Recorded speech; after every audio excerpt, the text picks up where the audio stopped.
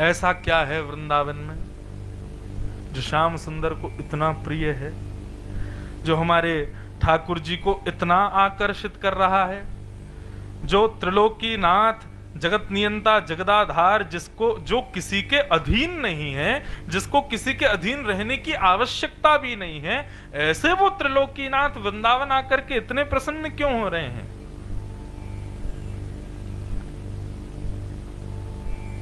भागवत में भगवान के विराट रूप का वर्णन, गीता में भगवान के विराट रूप का वर्णन जब किया जाता है, तब वहां पर तो बताया जाता है कि सारा विश्व भगवान के उदर में विद्यमान है, सब कुछ भगवान के दृष्टिगोचर होता है, सब कुछ भगवान का ही है।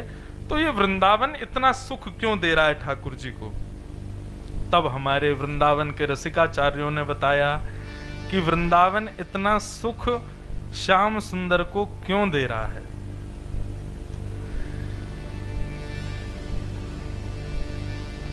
और इस भाव को कहते हुए रसिक जन कहते हैं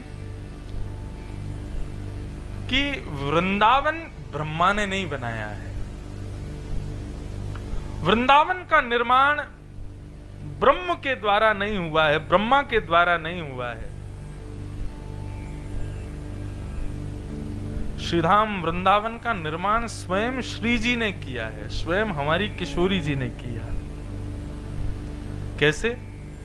गोलोक धाम में श्री जी विराजती हैं और श्री जी वहां पर अपने ही निर्मित वन में रहती हैं, उससे बाहर कहीं नहीं जाती।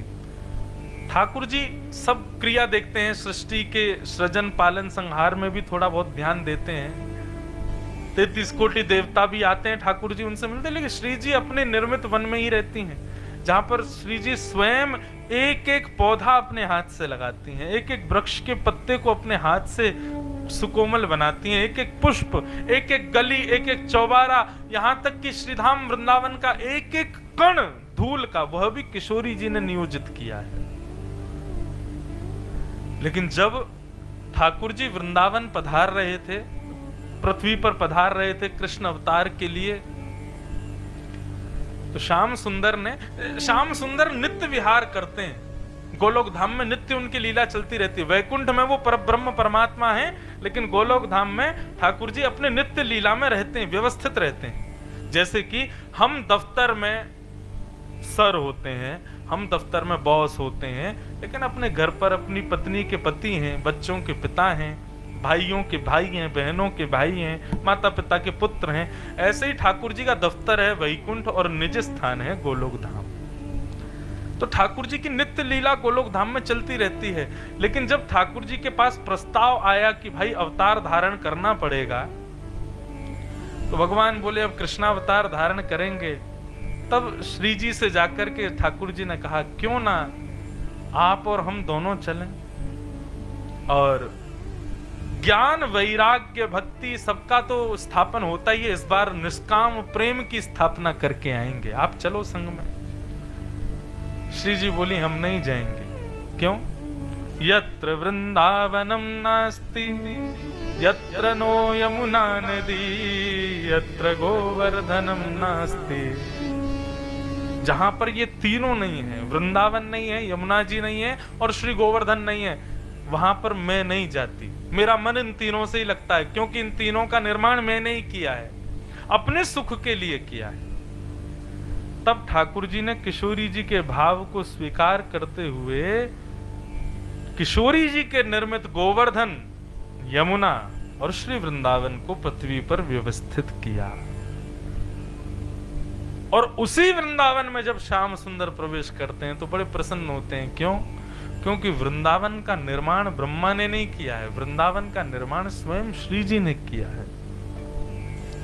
वृंदावन का एक एक वृक्ष, एक एक गली, एक एक चौबारा, एक एक पत्ता सब हमारी श्यामाजू के द्वारा निर्मित है। उस वृंदावन में ठाकुर जी जाकर के परम सुख को प्राप्त करते हैं। अब देखो ठाकुर जी तो पहुंच गए, अब बात आती है हम लोगों की। वृंदावन हमें कैसे प्राप्त हो? तो चार बातें शास्त्रों में मुख्य रूप से कही गई: नाम, रूप, लीला और धाम।